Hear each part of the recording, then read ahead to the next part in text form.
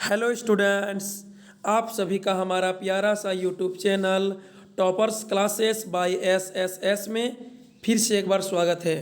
अभी हम लोग क्लियर कॉन्सेप्ट ऑफ इकोनॉमिक्स में मैक्रो इकोनॉमिक्स यानी क्लास 12 का सेकंड बुक मैक्रो इकोनॉमिक्स में most VVI short question answer को देखेंगे, जो आपके क्लास 12 फाइनल एग्जाम 2022 के लिए वरदान साबित होगी।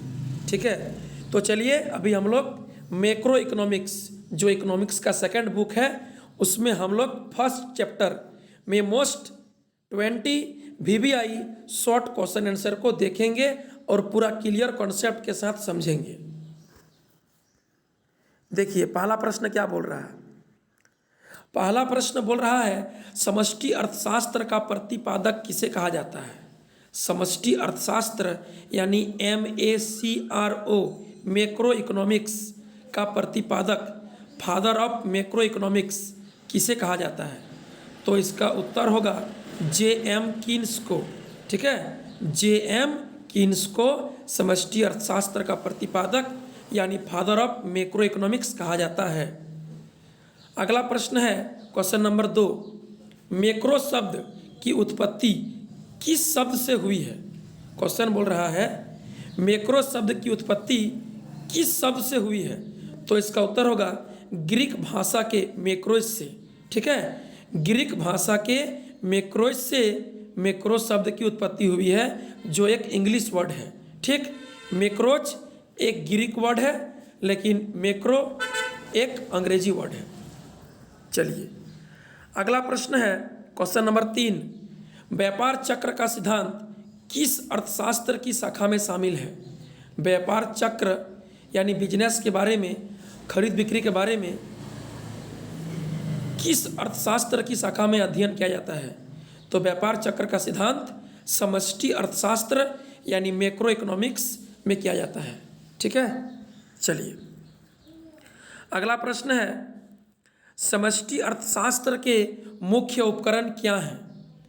क्वेश्चन नंबर 4 बोल रहा है समष्टि अर्थशास्त्र यानी मैक्रो इकोनॉमिक्स के मुख्य उपकरण क्या है। तो इसका उत्तर हो जाएगा सामूहिक मांग एवं सामूहिक पूर्ति।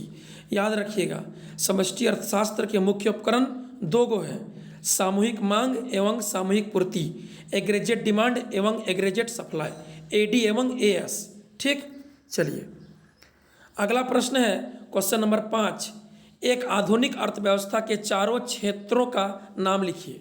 ठीक है, एक आधुनिक अर्थव्यवस्था में 4 गो क्षेत्र शामिल होता है, परिवार क्षेत्र, फर्म क्षेत्र, सरकार क्षेत्र एवं विदेशी क्षेत्र। ठीक है, परिवार क्षेत्र यानी घरेलू क्षेत्र, फर्म क्षेत्र यानी उत्पादक क्षेत्र, सरकार क्षेत्र यानी गवर्नमेंट सेक्टर एवं विदेशी क्षेत्र यानी एक्सटर्नल सेक्टर, बाहरी क्षेत्र। ठीक है, चलिए अगला प्रश्न है क्वेश्चन नंबर 6। क्वेश्चन नंबर 6 बोल रहा है आर्थिक महामंदी की अवधि क्या थी। आर्थिक महामंदी जो विश्वव्यापी महामंदी आया था उसका पीरियड क्या था। तो इसका उत्तर होगा 1929 से 1933 तक।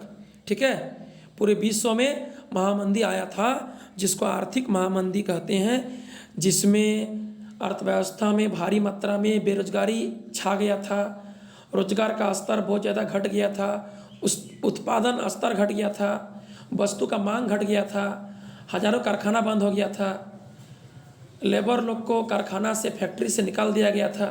ठीक है, वस्तु का दाम घट गया था, डिमांड घट गया था, अर्थव्यवस्था में रोजगार घट गया था।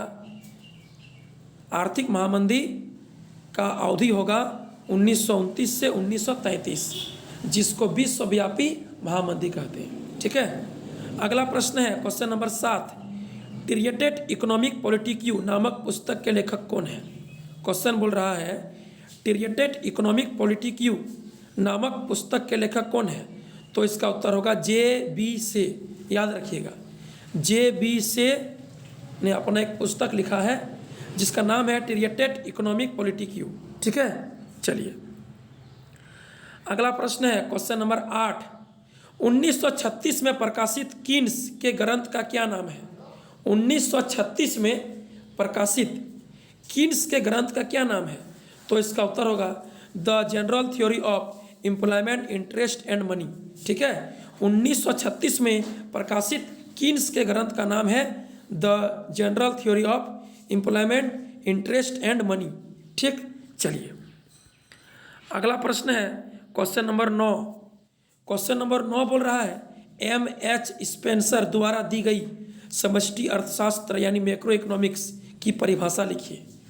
क्वेश्चन नंबर 9 बोल रहा है M.H. स्पेंसर ने समष्टि अर्थशास्त्र का जो परिभाषा दिया है उसको लिखना है। तो उत्तर होगा M.H. स्पेंसर के अनुसार समष्टि अर्थशास्त्र का संबंध समस्त अर्थव्यवस्था अथवा उसके बड़े बड़े हिस्सों से है, ठीक है। याद रखिएगा M.H. स्पेंसर के अनुसार समष्टि अर्थशास्त्र का संबंध समस्त अर्थव्यवस्था यानी उसके बड़े बड़े हिस्सों से है। अगला प्रश्न है क्वेश्चन नंबर 10।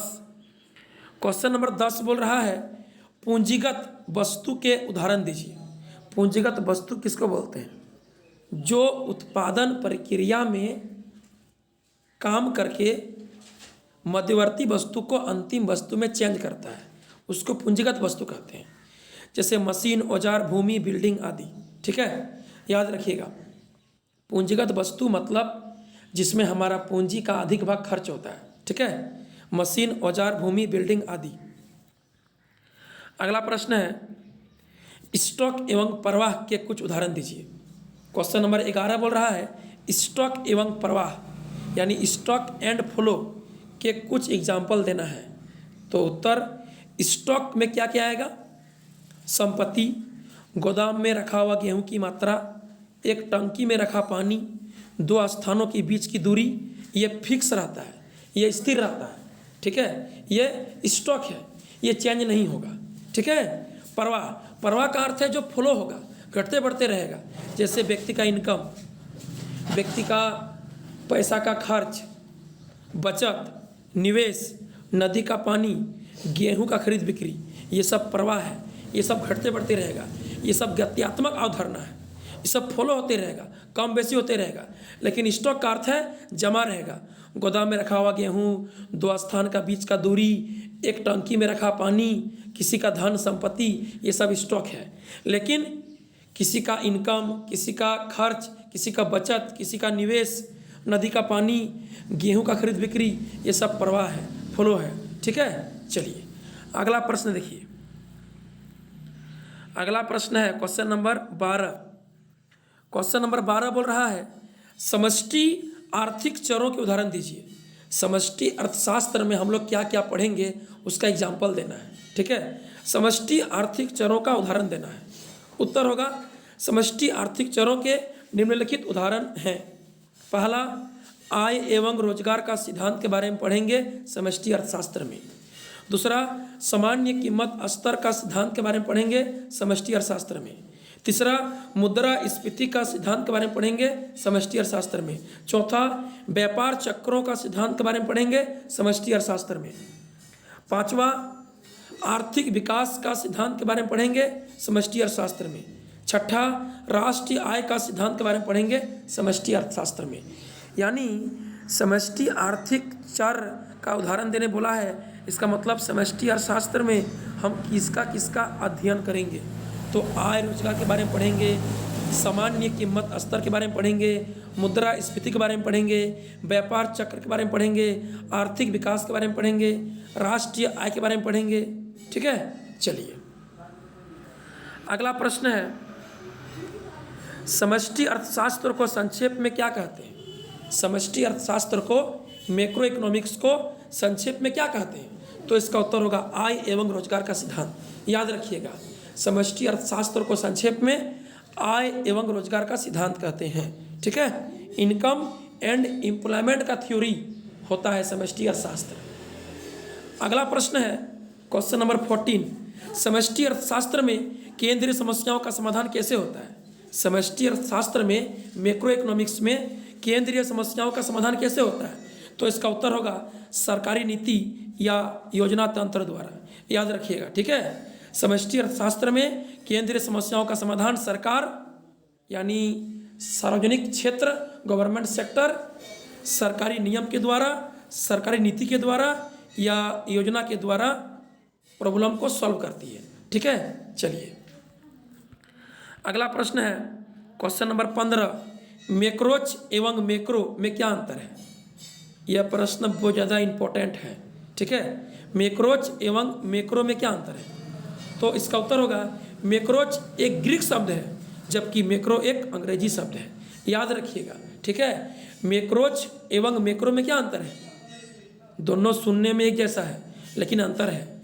मैक्रोज एक ग्रीक वर्ड है जबकि मैक्रो एक अंग्रेजी वर्ड है। ठीक है, चलिए अगला प्रश्न है क्वेश्चन नंबर 16, सामान्य कीमत स्तर का अध्ययन किस अर्थशास्त्र का विषय है? बोलता है कौन सा अर्थशास्त्र में सामान्य कीमत स्तर के बारे में पढ़ा जाता है, यानी जनरल प्राइस लेवल के बारे में कौन सा अर्थशास्त्र में स्टडी करते हैं? तो इसका उत्तर होगा समष्टि अर्थशास्त्र, यानी मैक्रो इकोनॉमिक्स में सामान्य कीमत स्तर के बारे में पढ़ा जाता है। अगला प्रश्न है क्वेश्चन नंबर 17, समष्टि शब्द का अर्थ बताइए। समष्टि यानी MACRO मैक्रो शब्द का अर्थ बताना है। तो इसका उत्तर होगा व्यापक यानी बड़ा यानी विशाल। ठीक है, समष्टि शब्द का अर्थ होगा व्यापक, बड़ा यानी विशाल। ठीक, चलिए अगला प्रश्न है क्वेश्चन नंबर 18, राष्ट्रीय आय का अध्ययन किस अर्थशास्त्र का विषय है? ठीक है, राष्ट्रीय आय का अध्ययन किस अर्थशास्त्र का विषय है? तो इसका उत्तर होगा समष्टि अर्थशास्त्र। ठीक है, क्योंकि समष्टि अर्थशास्त्र में आर्थिक क्रियाओं के सामूहिक रूप में अध्ययन किया जाता है। तो राष्ट्रीय आय समष्टि अर्थशास्त्र का अध्ययन विषय है, याद रखिएगा। राष्ट्रीय आय यानी नेशनल इनकम के बारे में मैक्रो इकोनॉमिक्स में पढ़ा जाता है। चलिए अगला प्रश्न है क्वेश्चन नंबर 19, मंदी का अर्थ क्या है? मंदी का अर्थ क्या होता है? मंदी का अर्थ होता है अर्थव्यवस्था में वस्तुओं का मांग घट जाना, उत्पादन घट जाना एवं आय रोजगार घट जाना। ठीक है, मंदी का अर्थ होता है अर्थव्यवस्था में चहल पहल घट जाना, वस्तुओं का मांग घट जाना, बिक्री घट जाना, मार्केट में भीड़ भाड़ घट जाना, फैक्ट्री में उत्पादन स्तर घट जाना, लेबर को फैक्ट्री से निकाल देना, अर्थव्यवस्था में आय रोजगार ठप पड़ जाना यानी आय रोजगार घट जाना, बेरोजगारी का स्तर बहुत ज़्यादा बढ़ जाना, इसको मंदी कहते हैं। मंदी का अर्थ है, सीधा अर्थ है कि अर्थव्यवस्था में चहल पहल कम है, वस्तु का खरीद बिक्री कम है, उत्पादन कम है, डिमांड कम है, आय रोजगार कम है, सप्लाई कम है। ठीक है, चलिए अगला अंतिम प्रश्न है, मुद्रास्फीति यानी मनी इन्फ्लेशन का क्या अर्थ है? मुद्रास्फीति किसको बोलते हैं समझिए। उत्तर, मुद्रा का अत्यधिक परेशान होने के कारण वस्तुओं एवं सेवाओं का दाम बढ़ने से मुद्रा का मूल्य घट जाना मुद्रास्फीति कहलाता है। क्या बोला? मुद्रास्फीति किसको बोलते हैं? मुद्रा का अत्यधिक प्रसार होने के चलते वस्तुओं एवं सेवाओं का दाम बढ़ने से मुद्रा का मूल्य घट जाना मुद्रास्फीति कहलाता है। जब अर्थव्यवस्था में लोगों का आय रोजगार बढ़ जाता है, लोगों के पास पैसा बढ़ जाता है, तो उसका फुटानी बढ़ जाता है, यानी व्यक्ति लोग वस्तु का डिमांड बढ़ा देता है और वस्तुओं एवं सेवाओं का डिमांड बढ़ने से उसका दाम बढ़ जाता है और दाम बढ़ने से पैसा का वैल्यू घट जाता है। यानी आपको 20 रुपया में पहले जो सामान मिलता था अभी आपको वही सामान 40 में मिल रहा है, तो इसका मतलब हुआ कि वस्तु का दाम बढ़ रहा है और मुद्रा का वैल्यू घट रहा है, जिसको हम लोग मुद्रास्फीति कहेंगे। ठीक है, मुद्रास्फीति का अर्थ है वस्तुओं एवं सेवाओं का दाम बढ़ जाना जिससे मुद्रा का वैल्यू घट जाना, मुद्रास्फीति कहलाता है। ठीक, तो चलिए अभी हम लोग मैक्रो इकोनॉमिक्स का परिचय में 20 most VVI short question answer को देखें जो आपके फाइनल एग्जाम 2022 के लिए वरदान साबित होगी। आप लोग सभी ये सभी प्रश्नों को उतार लीजिएगा, कॉपी में नोट कर लीजिएगा और अधिक से अधिक शेयर कीजिएगा। वीडियो को लाइक कीजिए, कमेंट में लिखिए आपको वीडियो कैसा लगा और दूसरों को शेयर करना बिल्कुल भी नहीं भूलिएगा। ठीक है, चलिए मिलते हैं फिर अगले वीडियो में कुछ इम्पोर्टेंट टॉपिक को लेकर, विषय को लेकर। तब तक के लिए बाय बाय, थैंक यू।